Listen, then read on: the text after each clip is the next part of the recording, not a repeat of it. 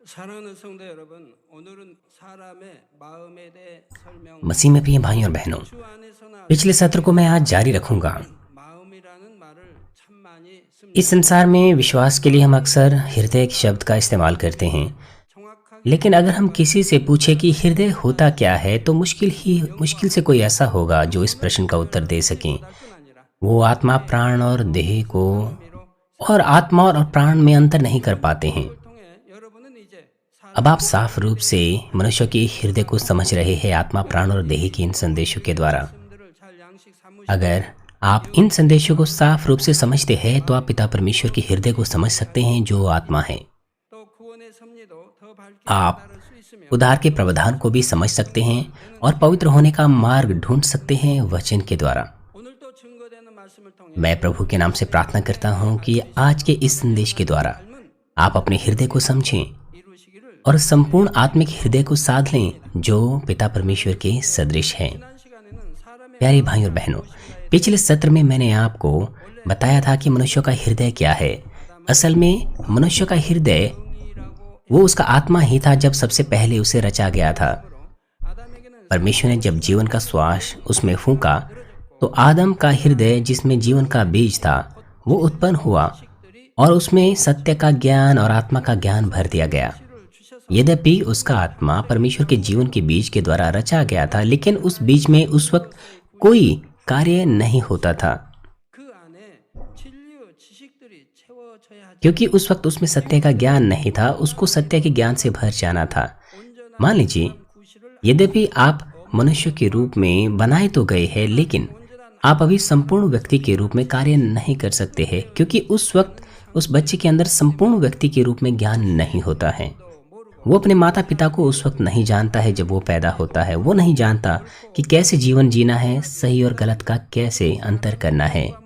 यद्यपि उसके अंदर संपूर्ण मनुष्य का आत्मा है, लेकिन अभी उसे संपूर्ण व्यक्ति नहीं कहा जा सकता है। 갓 태어난 아이가 늑대 आप नए जन्मे बच्चे की कहानी बहुत अच्छे से जानते हैं जिसे एक भेड़ी के द्वारा पाला गया था। 이야기들이 있죠. 그럼 늑대 속에서 이제 젖을 늑대 हालांकि 살았다고 하는데 वो व्यक्ति बाहरी रूप से तो मनुष्य लगता था, 이게 사람이지만 मगर वो भेड़िए के समान कार्य करता था। 하는 것을 봅니다. 그럼 이 사람이 갖춘 뭐 교양이니 지식이 이런 게 있는 것도 아니고 इस बच्चे के पास कोई ज्ञान नहीं था, 부모가 कोई शिक्षा नहीं था, 교양이 어딘지 전혀 모르게 और इस तरह के बच्चे परमेश्वर पर दृष्टि नहीं करते। वे अपने माता पिता या अपने घराने को नहीं ढूंढते हैं 이 지식 또는 이러한 것들이 입력돼 있지 और वो भेड़ियों के समान ही कार्य करते हैं क्योंकि उनके अंदर कोई ज्ञान नहीं है। इसका मतलब यह है कि उनके प्राण में कोई उन्नति नहीं हुई। केवल तब जब एक व्यक्ति के रूप में बच्चा अलग अलग अनुभव से अपने पलने बढ़ने की प्रक्रिया में अनुभव प्राप्त करता है तो ही वह संपूर्ण व्यक्ति बनता है। उसी प्रकार से यद्यपि आत्मा का आदम का आत्मा बना दिया गया, 의미를 가질 수 있었다. मगर क्योंकि उसके अंदर अभी वो ज्ञान नहीं था जिससे वो संपूर्ण व्यक्ति के रूप में कार्य कर सके। 그래서 창조하신 만물에 대해 배우며 선과 진리, 빛 등 आदम ने भलाई, सत्य और ज्योति के बारे में परमेश्वर से ज्ञान को प्राप्त किया ताकि वह आत्मा के रूप में संपूर्ण रूप से कार्य कर सकें। 안에 영의 지식이 채워져 हम आदम की 아담의 마음 आत्मा को आदम का हृदय कह सकते हैं, 마음이라는 말이 필요 मगर उस वक्त हृदय जैसे शब्द का उपयोग आवश्यक नहीं था क्योंकि वो आत्मा था। 마음이고 영이기 때문에 क्योंकि उसका हृदय उसका आत्मा ही था, उसकी आत्मा के समान ही था। 이라는 건 쓰지 않았다 이 말이에요.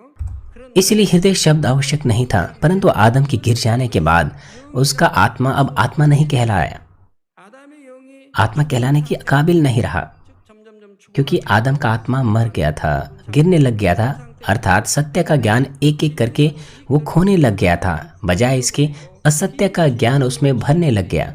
जिसका मतलब है कि सत्य का ज्ञान उससे रिसने लग गया और उसकी जगह पर शत्रु दुष्ट और शैतान ने असत्य का ज्ञान उसमें भर दिया। 이 진리가 그 안에 심어진다 이 말입니다. 그렇기 때문에 이제 इसलिए अब उसका आत्मा आत्मा नहीं बल्कि उस समय के बाद हृदय कहलाने लग गया। 그 영 안에는 생명의 지식만 있어야 되는데 이 생명 आत्मा में केवल सत्य का ज्ञान होना चाहिए था, परंतु सत्य का यह ज्ञान बाहर निकल गया था और असत्य उसमें भर गया था। इसीलिए 을 담을 수 있는 또 그릇이 필요해. इसीलिए जीवन का ज्ञान प्राप्त करने के लिए एक और उसमें पात्र होना चाहिए था 오늘은 이 마음에 जो कि हृदय है। आज हम इसी हृदय को और भी विस्तार पूर्वक देखेंगे। 크기에 대해 알아 आइए सबसे पहले हम हृदय के आकार को देखेंगे। 내 마음은 मुझे आशा है कि आप 적은가 सोचने पाए इस संदेश के द्वारा कि आपका हृदय कितना बड़ा है। 종종 세상 사람들도 마음의 크기 अक्सर यहाँ तक कि संसारिक लोग भी हृदय के आकार के विषय में बातें करते हैं और वो 바다같이 넓은 किसी व्यक्ति की ये कहकर भी प्रशंसा करते हैं कि उस व्यक्ति का हृदय तो बड़ा है समुद्र के समान, वो तो महान व्यक्ति हैं। 소인배다. या फिर वो किसी और व्यक्ति के बारे में इस तरह से बातें करते हैं कि उसका दिल तो उसका हृदय तो बहुत छोटा है। 어디에 कृपया आप अपने आप को जांचिए कि आप कहाँ से संबंध रखते हैं। 마음의 크기가 각각 다르다는 사실을 느낄 뿐 아니라 그 마음의 크기에 따라 사람을 대인이다, 소인이다 하고 나누는 것입니다. 실제로 और एक व्यक्ति के हृदय के आकार के हिसाब से लोग दूसरों को या तो बड़े हृदय का व्यक्ति कहते हैं या संकीर्ण हृदय का व्यक्ति कहते हैं। इससे पहले कि आपको मैं मनुष्य के हृदय के आकार के बारे में बताऊं, सबसे पहले हम पिता परमेश्वर के हृदय के बारे में बात करेंगे। अगर हम हृदय के आकार की बात करें तो अगर आप लंबे होते तो क्या आपका हृदय बड़ा होता? अगर आपका शरीर बड़ा होता तो क्या आपका हृदय भी बड़ा होता? 그런 이제 말이 있잖아요. परंतु 크다 해서 마음이 आप लंबे ही क्यों ना हो, आपका शरीर बड़ा ही क्यों ना हो, इसका मतलब ये नहीं है कि आपके पास एक बड़ा हृदय होगा। 마음의 크기를 설명하기 앞서 우리 아버지 इससे पहले कि मैं आपको मनुष्य के हृदय के आकार के बारे में बताऊं, सबसे पहले हम पिता परमेश्वर के हृदय के बारे में देखेंगे। परमेश्वर आत्मा है, उसके हृदय का आकार असीमित है। जैसे कि पिछले सत्र में हमने देखा था, परमेश्वर का हृदय इस संपूर्ण ब्रह्मांड के अंतर में फैला हुआ था, ज्योति और 있었지요. ध्वनि के रूप में। 하나님께서 영의 세계도 उस ब्रह्मांड में परमेश्वर ने आत्मिक संसार बनाया और शारीरिक संसार बनाया, जिसमें धरती और सब बातें पाई जाती हैं, और वह उस पर अधिकार रखता था। 무궁무진한 지식 असीमित ज्ञान, बुद्धि, सामर्थ्य और प्रेम, ये सब बातें परमेश्वर के इसी हृदय में पाई जाती हैं। 공간이 끝이 없는 것처럼 그 इस ब्रह्मांड का आकार जिस प्रकार से असीमित है, 마음도 끝이 परमेश्वर का हृदय सब बातों को घेर लेता है। 없습니다. 그러면 사람의 जितनी भी 크기가 ये चीजें बनाई गई है, जो ये क्षेत्र है जो असीमित है, 함께 तो फिर मनुष्य का हृदय कितना बड़ा है। 였지요. असल में आदम का हृदय परमेश्वर के सदृश बनाया गया था। उस वक्त आदम का हृदय भी आत्मा था 커질 수 있었습니다. और वो किसी भी आकार में बिना सीमा के बड़ा किया जा सकता था। 있었다 이 말입니다. 물론 피조물인 아담의 영이 हालांकि ये आदम का आत्मा, जो कि एक प्राणी है, वो परमेश्वर के हृदय के समान नहीं हो सकता था, परंतु जिस सीमा तक परमेश्वर ने उसमें सत्य का ज्ञान भरा था, उसी सीमा तक असीमित रूप से उसे बड़ा किया जा सकता था। परंतु आदम का आत्मा, मनुष्य का आत्मा मरने के बाद प्राण की चीजों ने आत्मा को ढक दिया। 제한이 इसीलिए अब हृदय के आकार सीमित हो गया। 느끼는 것이 아니라 혼적인 작용을 통해서 마음이 इसलिए क्योंकि अब लोग अपने आत्मा में कुछ महसूस नहीं करने लगे थे, बल्कि प्राण के द्वारा अब वो संचालित होने लगे थे। 또그 지식을 इसलिए निर्भर करता है कि प्राण वो किस तरह से अपने अंदर प्राण में चीज़ों को संग्रहित करते हैं और किस तरह से उसका संचालन करते हैं, उसी के आधार पर उनके हृदय का आकार हो सकता है। क्योंकि जीवन का बीज उनके अपने विचारों से ढक गया, रूपरेखाओं से, ज्ञान से, इसलिए वो प्राण की सीमाओं के भीतर ही रहकर जीवन जीते हैं। परंतु वो लोग भी जिनके पास प्राण की सीमाएं हैं, उनमें भी कुछ ऐसे लोग हैं 보다는 비교적 먼 훗날까지 바라볼 줄 알고 जो अपने सामने रखी हुई चीज़ों से बढ़कर बड़ी बड़ी चीज़ों के बारे में सोचते हैं। 또 쉽게 감정이 और कुछ ऐसे लोग हैं 요동하고 자비 जिनका हृदय आसानी से कष्ट में नहीं आता, बल्कि वो दयावंत होते हैं, सज्जन होते हैं। 사람들 중에서도 비교적 마음 और इस तरह के लोगों को संसारिक लोग भी ऐसे लोगों के रूप में पहचानते हैं जिनका हृदय तुलनात्मक रूप से बड़ा होता है, चौड़ा होता है, और बहुत से लोग उनमें निवास करते हैं। 비교적 마음이 크다 해 परंतु ऐसे लोगों का हृदय यद्यपि तुलनात्मक रूप से बड़ा है, फिर भी वो अपने प्राण की सीमाओं को पार नहीं कर पाते। उदाहरण के लिए, 유비 같은 사람은 그 마음 अगर हम र्यूपे की बात करें, 3 राज्यों में, जो कि चाइनीज की एक नोवेल है, 그중에는 유비 उसके अंदर प्रेम था, उसके हृदय में सज्जनता थी, और उसने बहुत सारे लोगों का हृदय जीत लिया था। 많고 턱이 많기 때문에 선한 사람들이 ऐसे लोग थे 안에 이 깃들이 जिनके अंदर बहुत बेहतर बुद्धि थी, साहस था र्यूपे की तुलना में। 한계를 뛰어넘는 परंतु यहाँ तक कि र्यूपे भी मनुष्य की सीमा से पार नहीं जा पाया। जब उसका भाई ख्वान यू मार दिया गया तो वो तुरंत ही बदला लेने को चला गया और स्वयं को मृत्यु में डाल दिया। ये है शारीरिक व्यक्ति। जिस व्यक्ति का हृदय आत्मा में बड़ा होता है, उसके अंदर प्रेम होता है, दया होता है, उसका प्रेमात्मिक प्रेम होता है और उसके अंदर धीरज भी होता है और संयम भी होता है। परंतु क्योंकि र्यूपे शारीरिक व्यक्ति था, इसीलिए वो अपने वफादार लोगों की सम्मति को ग्रहण नहीं कर पाया। यद्यपि उसे एक बड़े हृदय का व्यक्ति जाना जाता था, उसने अपने वफादार लोगों की सम्मति को नहीं सुना। उसने अपने वफादार लोगों की सम्मति को नहीं सुना। वो इसलिए क्योंकि वो अपने भाई का बदला लेना चाहता था। उसने सेना को पूरे देश से इकट्ठा किया और शत्रु देश पर हमला किया। उसने लगभग 7 या मेरा मतलब उसने 70 से 80 हजार सैनिकों 70 से 80 लाख सैनिकों को अपने साथ लिया और उसने हमला किया। परंतु जो शत्रु देश था उसमें भी अच्छे युक्ति बनाने वाले लोग थे और उनकी युक्ति से वो 70 से 80 लाख जितने भी सैनिक थे वो सब के सब जलाकर मार दिए गए और उसके बाद र्यूपे का जो देश है वो ढह गया, खत्म हो गया। उसने अपने देश को ढा दिया, नाश कर दिया, क्योंकि वो अपने भाई का बदला लेना चाहता था। र्यूपे यद्यपि उसे बड़े हृदय का व्यक्ति माना जाता था, प्रेम और दया का व्यक्ति माना जाता था, फिर भी उसने उस तरह का कार्य किया। जब हम यीशु मसीह को ग्रहण करते हैं और पवित्र आत्मा पाते हैं तो हम शरीर की सीमाओं को पार करते हैं, उसी सीमा तक जिस सीमा तक हम आत्मा को आत्मा से जन्म देते हैं और आत्मिक रूप से हृदय को बढ़ा देते हैं। जिस सीमा तक हम असत्य के ज्ञान को दूर करके अपने आप को सत्य के ज्ञान से भर देते हैं, तो फिर हमारा हृदय सीमित रूप से बड़ा हो सकता है। जो आदम पहली बार रचा गया था, उसका हृदय क्या था? उसके पास इतना पर्याप्त ज्ञान और बुद्धि थी कि वो तमाम प्राणियों को जिसे परमेश्वर ने उसे सौंपा था उन पर नियंत्रित कर सकता था, उन्हें चला सकता था। उसने तमाम पक्षियों के, तमाम जानवरों को नाम दिए। उसका हृदय इतना बड़ा था कि वो तमाम उन चीज़ों को अपने हृदय में रख सकता था जो परमेश्वर ने उसे दी थी। अदन की वाटिका में वहाँ रहते हुए लंबे समय तक उसने वहाँ पर बच्चों को जन्म दिया और वो सब को संचालित करता था।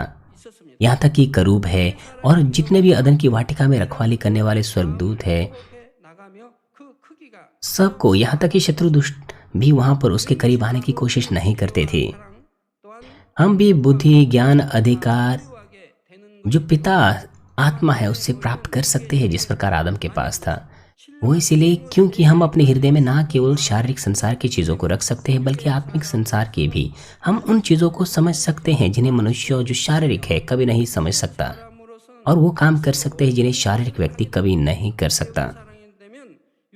और यह तभी संभव है जब हम अपने हृदय को आत्मिक जन के समान बड़ा बनाते हैं। हम ऐसे कामों को कर सकते हैं जिसे शारीरिक व्यक्ति कभी नहीं कर सकता। इसीलिए जब शारीरिक व्यक्ति आत्मिक जन को देखता है जिसका हृदय बड़ा है, तो इस शारीरिक व्यक्ति को वो आत्मिक जन परमेश्वर के समान नजर आता है। प्यारे भाई और बहनों, आत्मिक संसार और हृदय का आकार असीमित है। केवल आत्मा का जन ही उस संसार को समझ सकता है, और साथ ही केवल आत्मा का जन ही उन लोगों के हितों को समझ सकता है जो आत्मिक संसार से संबंध रखते हैं। वो जो शरीर में है वो ना तो पिता का हृदय ना आत्मा के जन का हृदय समझ सकते हैं।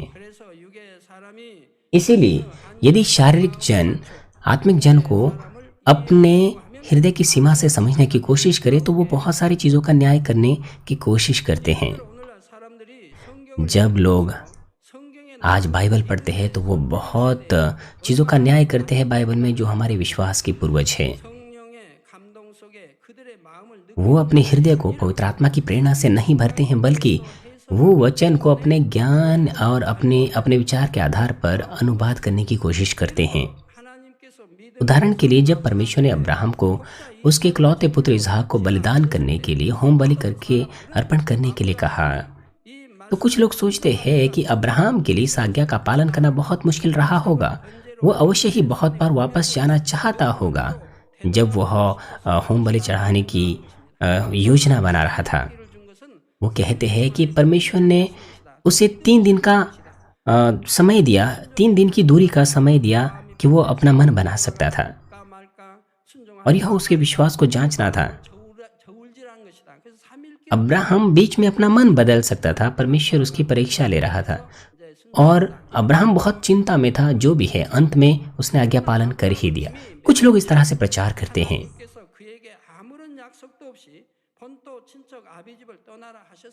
अब्राहम ने 2 बार अपनी पत्नी को वापस प्राप्त किया। उसने सदोम और अमोरा पर होने वाले न्याय को देखा था, उसने परमेश्वर के बहुत से कार्यों को देखा था। अब्राहम एक विश्वासी व्यक्ति था जिसने बिना हिचकिचाहट के आज्ञा पालन किया। यद्यपि परमेश्वर ने उसे कहा कि वो अपने घराने को छोड़ के चला जाए, तो बिना और किसी निर्देश के उसने आज्ञा पालन किया। और साथ ही साथ अब्राहम के अर्पण की अगर हम बात करें, तो हम जानते हैं इसहाक के अगर हम अर्पण की बात करें, तो परमेश्वर ने बहुत बार, कई दशकों तक परमेश्वर ने अब्राहम को बहुत बार शोधित किया था, कई दशकों तक शोधित किया। उसने परमेश्वर की सामर्थ्य का अनुभव किया था। इसलिए अब्राहम परमेश्वर पर भरोसा रखता था। वो पूरी तरह से भलाई से भरा हुआ था, इसलिए बिना हिचकिचाहट के उसने इसहाक को अर्पण किया। लेकिन शारीरिक जन इन बातों को नहीं समझ पाता है। वो अपने मापदंड के आधार पर इन बातों को समझते और पढ़ते हैं, इसलिए वो सही से नहीं समझ पाते हैं। वो सही नहीं हो सकते हैं क्योंकि वो अपने विश्वास के आधार पर समझते हैं। उदाहरण के लिए आपने पहले, दूसरे, तीसरे और चौथे आयाम के बारे में सुना है। इसलिए जो पहले आयाम की भलाई में रहते हैं, वो चौथे आयाम की भलाई को नहीं समझ सकते हैं। क्यों? क्योंकि चीजें उसके दिमाग और उसके विचारों के आधार पर बिल्कुल अलग होती हैं। वो भलाई का जीवन अपने हिसाब से समझने की कोशिश तो करता है, परंतु वो नहीं समझ पाता है दूसरे आयाम की भलाई को। उसी प्रकार से जिन लोगों के अंदर चौथे स्तर की आयाम की भलाई होती हैं,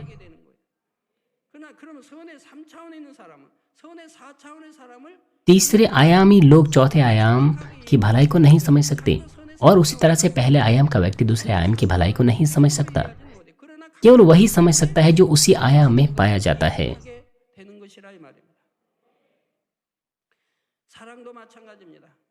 आत्मिक प्रेम के साथ भी ऐसा ही है। शारीरिक जन आत्मिक प्रेम को नहीं समझ सकता, लेकिन आत्मिक प्रेम दोनों ही आत्मिक और शारीरिक प्रेम को समझ सकता है। विश्वास के साथ भी ऐसा ही है। शारीरिक विश्वास आत्मिक विश्वास को नहीं समझ सकता, लेकिन आत्मिक विश्वास दोनों ही शारीरिक और आत्मिक विश्वास को समझ सकता है। और साथ ही पहला राजा 19 अध्याय 4 पद में एक ऐसा दृश्य पाया जाता है जहां पर एलिय्याह परमेश्वर के सामने विनती करता है। पहला राजा 19:4 में लिखा है, और आप जंगल में एक दिन के मार्ग पर जाकर एक झाऊ के पेड़ के तले बैठ गया। वहां उसने यह कहकर अपनी मृत्यु मांगी कि हे यहोवा, बस है, अब मेरा प्राण ले ले, क्योंकि मैं अपने पुरखाओं से अच्छा नहीं हूँ। जब वो इस तरह की मुश्किल स्थिति में था, लोग भी ऐसी मुश्किल स्थिति में यही अंगीकार करते हैं कि भला है कि मैं मर जाऊं इस तरह से, क्योंकि वो यहाँ गलत समझ बैठते हैं कि एलिय्याह ने भी इस तरह से परमेश्वर से मृत्यु मांगी। लोग गलत समझ बैठते हैं। क्यों? क्योंकि वो एलिय्याह के हृदय और उसके विश्वास को बिल्कुल नहीं समझते। एलिय्याह ने परमेश्वर के कार्यों को तमाम इजरायलियों के सामने प्रकट किया, अपने जीवन को जोखिम में डालते हुए। वो परमेश्वर से बातचीत करता था और परमेश्वर के असंख्य कामों को उसने प्रकट किया। सारपत की विधवा का बर्तन खाली नहीं हुआ परमेश्वर की सामर्थ्य के द्वारा, और उसकी प्रार्थनाओं से बारिश रुकी, उसकी प्रार्थनाओं से बारिश हुई।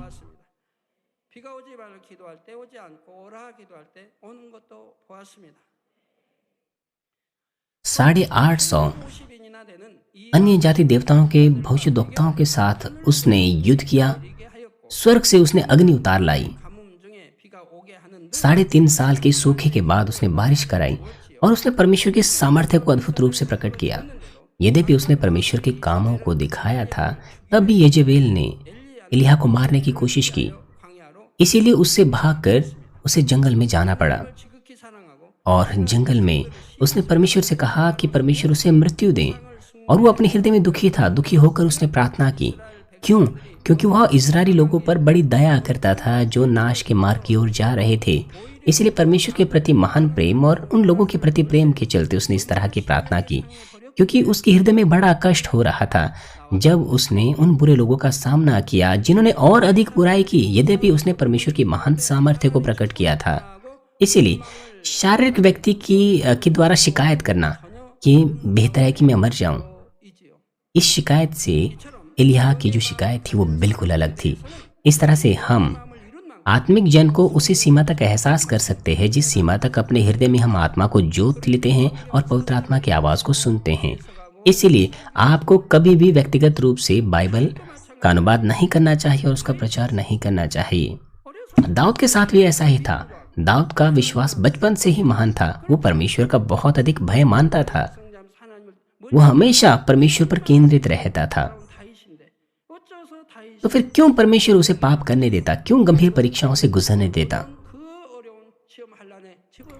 क्यों परमेश्वर ने उसे उस काम को करने से नहीं रोका?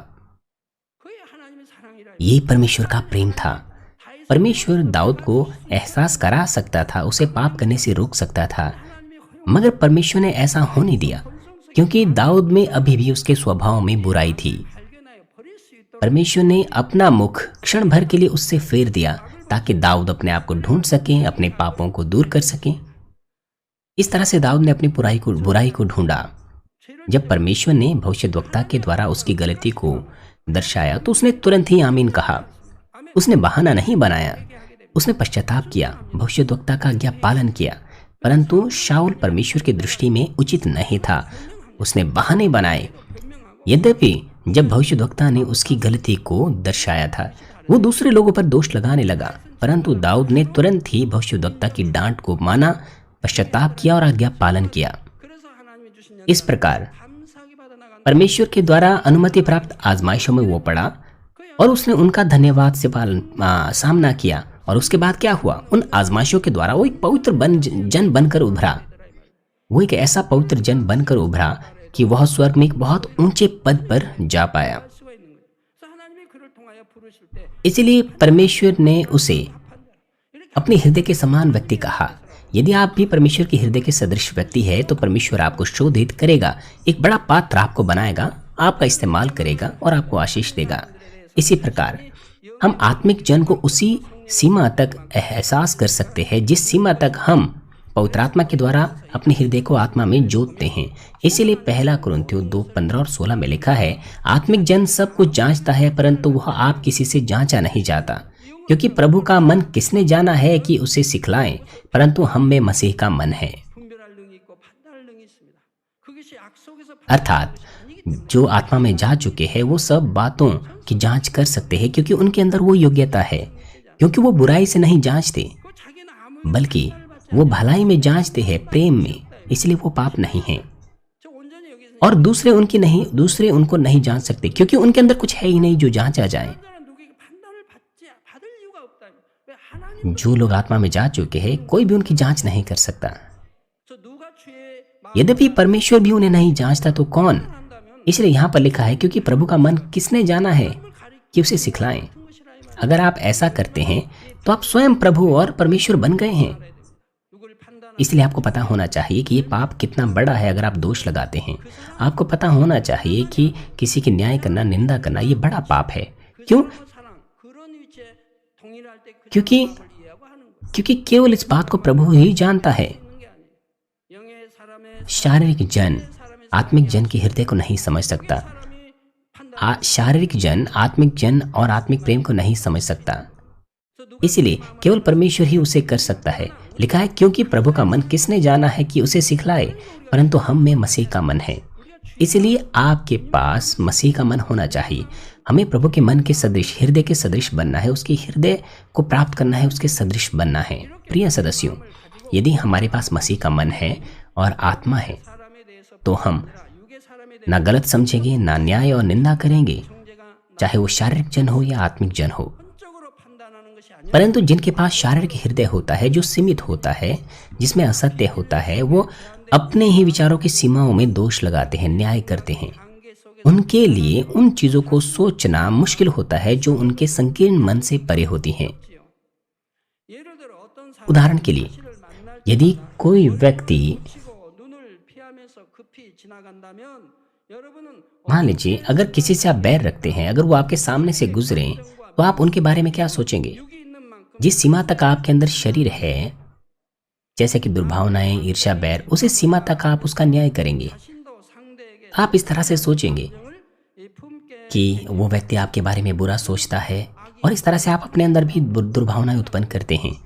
परंतु जो आत्मिक जन होता है, आत्मिक हृदय वाला व्यक्ति होता है, वो इस तरह से दोष नहीं लगाता, 싫어해서 그러는 것이 아니라 बल्कि वो इस तरह से सोचता है 사랑하지만 어렵게 느껴져서 그럴 수도 있고 수줍음이 많아 कि वो भी आपसे प्रेम करता है, वो शर्मिला है, इसलिए वो आपसे बात नहीं कर रहा, या इसके अलावा और भी दूसरे कई कारण हो सकते हैं। 그리고 필요하다면 성령께서 और अगर आवश्यक हो तो पवित्र आत्मा आपको सही परिस्थिति को एहसास कराएगा ताकि आप उस व्यक्ति के साथ मेल मिलाप रख सकें। 역사해 주시는 것입니다. 또한 이렇게 영의 마음을 이루는 बहुत सारे लोग 수많은 उन लोगों में विश्राम प्राप्त करेंगे जिनके पास इस तरह का आत्मिक हृदय होता है। 주의 종이 चर्च में भी वो सेवक जिनका हृदय बड़ा होता है, बहुत सारी आत्माएं उनका अनुसरण करती हैं।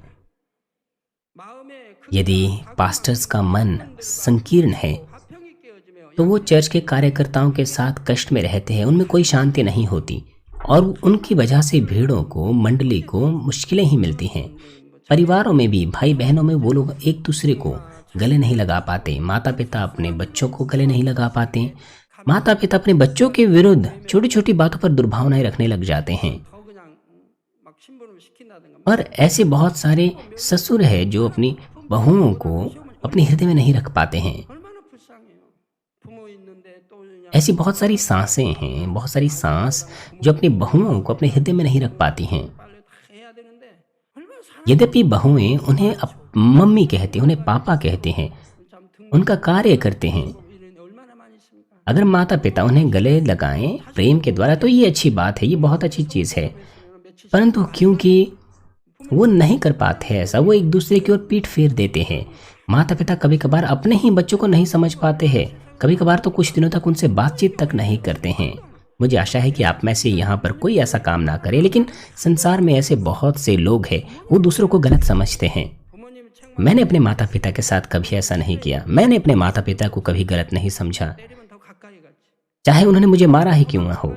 मैंने उनसे कभी बैर नहीं किया, मैं उनसे कभी भागा नहीं, मैं हमेशा उनके करीब रहा हूँ। 만 때리기 위한 내가 있어요. जब मैं बच्चा था, एक विशेष डंडा हमारे घर पर होता था। मेरी माँ, 뭐 누님들 이거는 용서해 버려.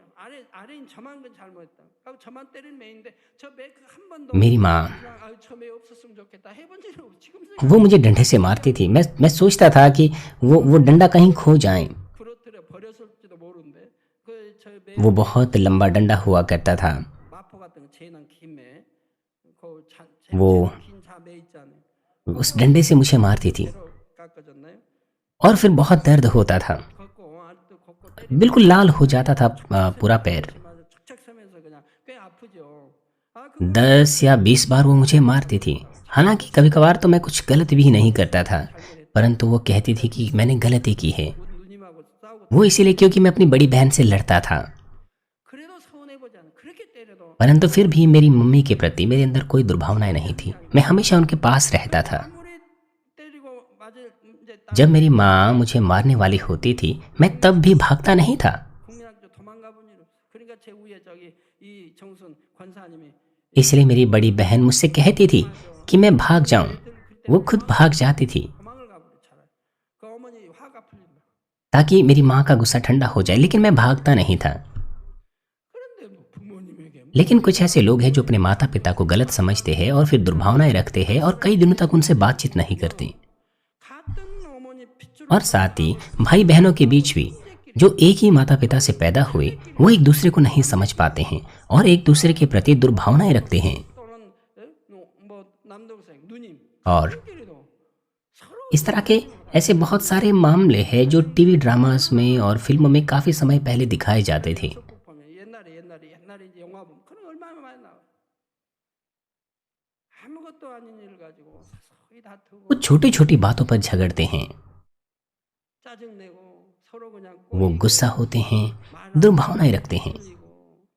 कभी कभार बड़ा भाई अपनी छोटी बहन को मार पिटाई भी करता है। 하기도 하고 폭력을 사용하기도 하고 그런 걸 참 ये 보면 कितना अच्छा होगा कि अगर आप तमाम दुर्भावनाओं को दूर कर दें। 이거 이 감정이라고 하는 이거 없애버리면 얼마나 좋아요.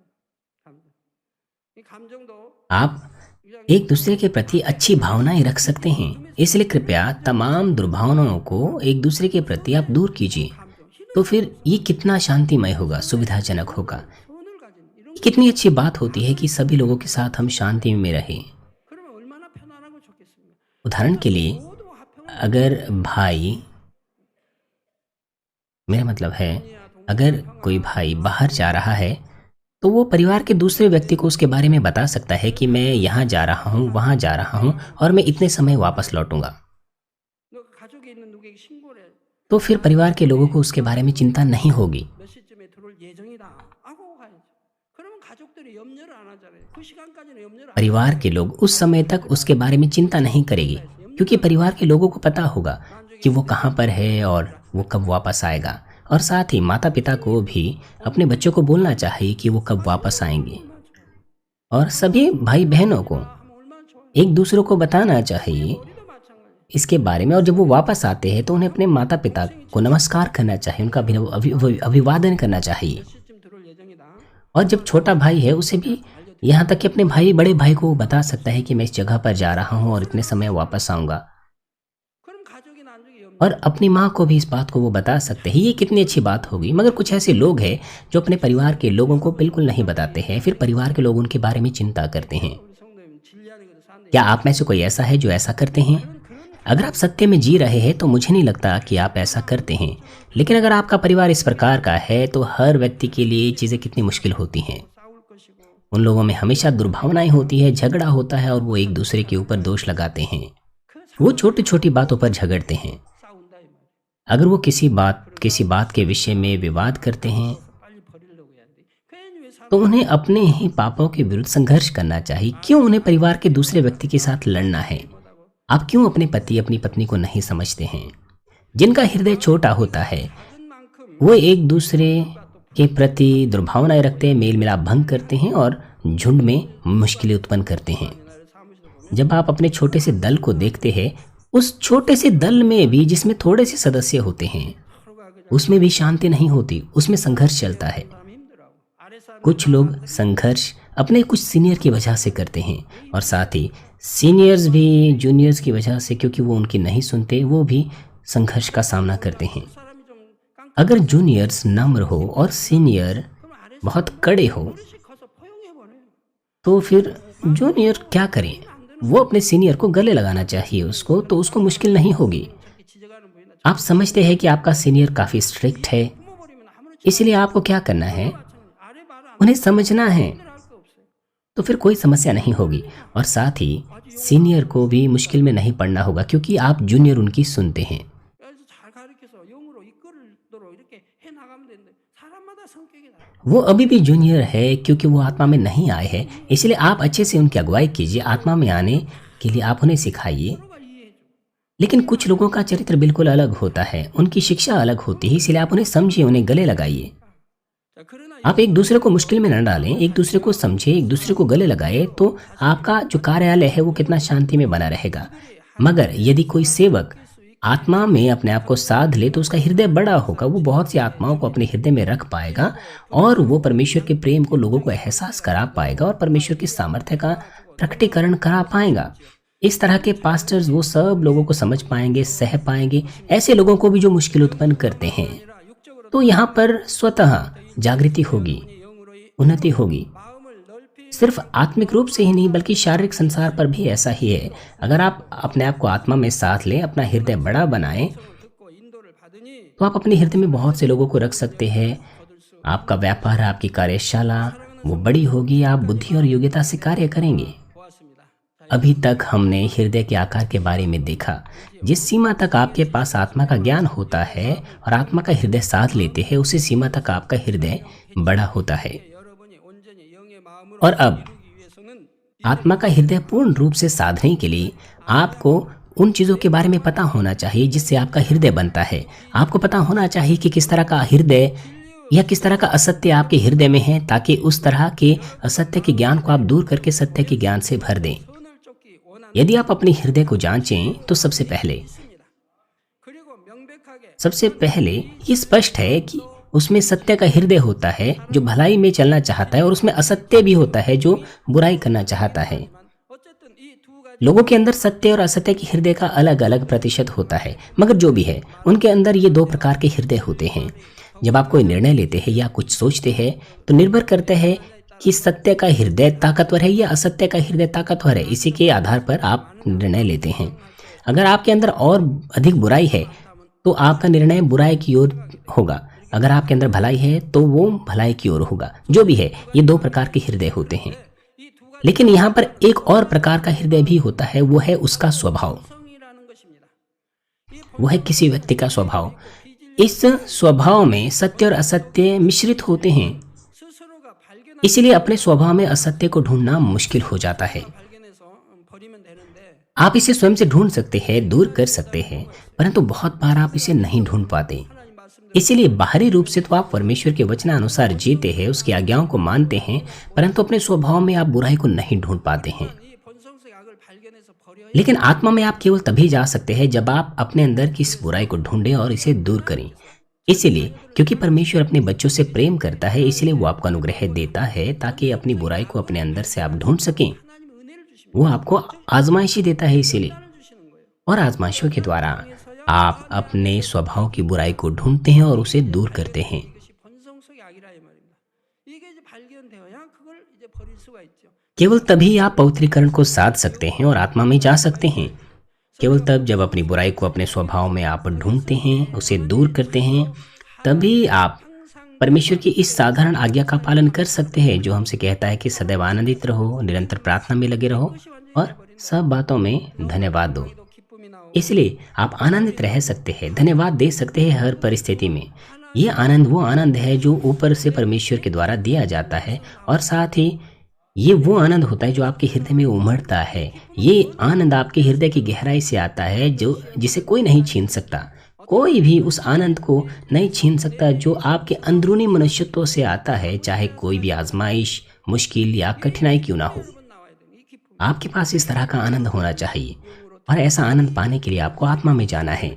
जैसे ही आप ऐसा करते हैं तो आपका जीवन विश्वास के बिल्कुल अलग आयाम पर होगा। आपके अंदर फिर किसी चीज के प्रति दुर्भावनाएं या गलत भावनाएं नहीं होंगी। आप दूसरों की बुराई को देखकर 움직여지는 거예요. बलपूर्वक कुछ भी नहीं करेंगे, 모든 것이 बल्कि आपका एक पूरा संबंध पिता और आपके बीच में होगा। आप अपने पिता के लिए आज़ादी से कुछ भी करेंगे, चाहे कोई आपको देखता है या नहीं। 싸워 버렸는데도 इसीलिए अगर आप असत्य को जब तक दूर करने की कोशिश ना करें, तब तक आप आत्मा में नहीं जा सकते, क्योंकि हम अपने स्वभाव में छुपी हुई बुराई को, असत्य को नहीं ढूंढ पाते हैं।